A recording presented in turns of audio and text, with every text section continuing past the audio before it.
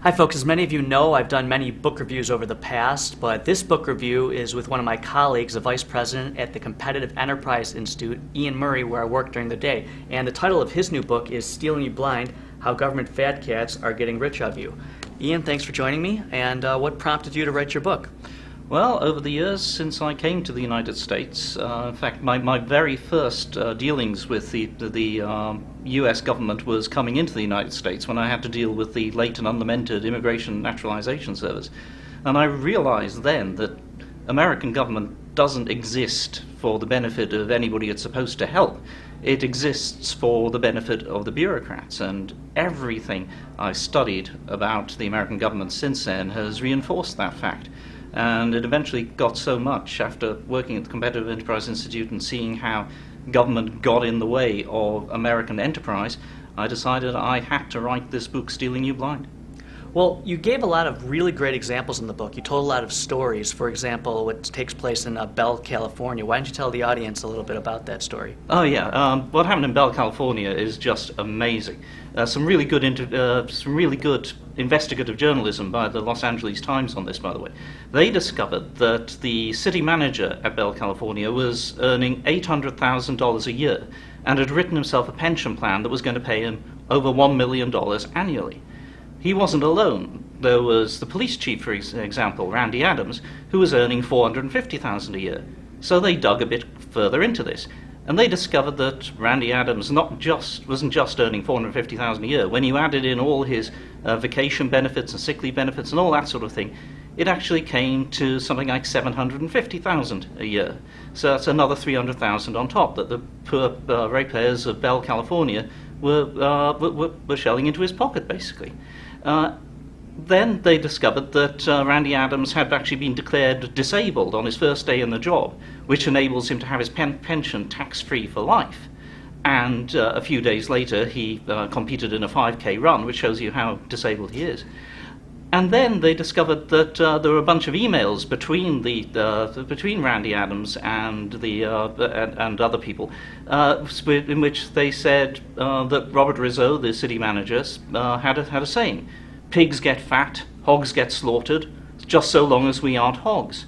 Well, I think it's quite obvious that they were hogs now. And you describe them in the book almost as the new robber barons, that they're basically just stealing blind from the taxpayers. And you outline the disparity between the public and private sector pay disparity. Why don't you talk a little bit about that in general? Absolutely. Well, the average public sector worker is earning twice what, in base salary, what the average private sector worker gets. And that doesn't take into account things like pension benefits, which are much more generous in the public sector, or vacation, or sick leave, or all the other perks of the job that the public sector gets.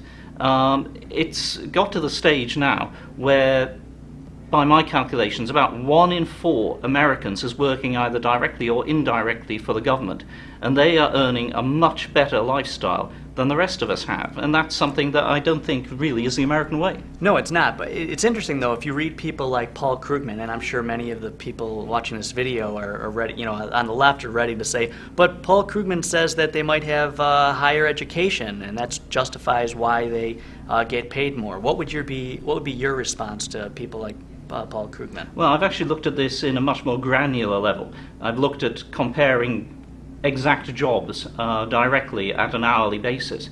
And time again, you see that people who are doing exactly the same job with exactly the same qualifications get paid more in the public sector. That can't be down to simply being better educated.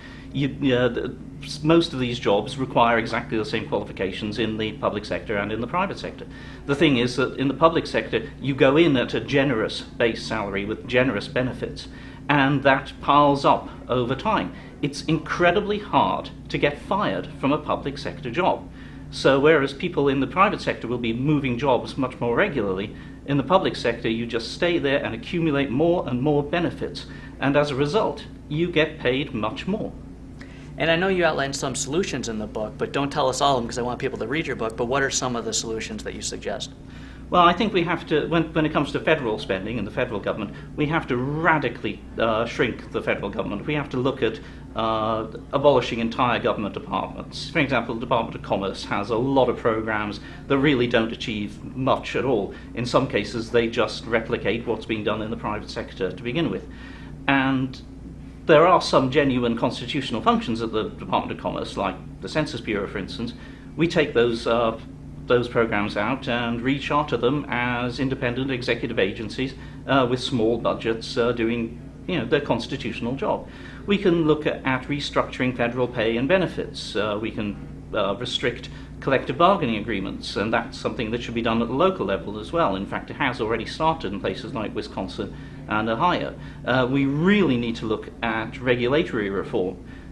Regulations cost this country $1.75 trillion a year, all administered by bureaucrats. If we slash that just in half, then that's a massive stimulus and a massive reduction in government. And there are so many other things we can do as well. Well, where can people find your book, Stealing You Blind, How Government Fat Cats Are Getting Rich Off You? It's available at Amazon locations worldwide, available at Barnes & Noble, probably available at your local bookseller if you still have one. And folks, if you're interested in buying Iain's book, I had the link below in the description, so rate this video even if you hate it, put in your favorites if you enjoy it, don't forget to subscribe, and enjoy the rest of the week. Take care. Thank you, Iain. Thanks, Lee.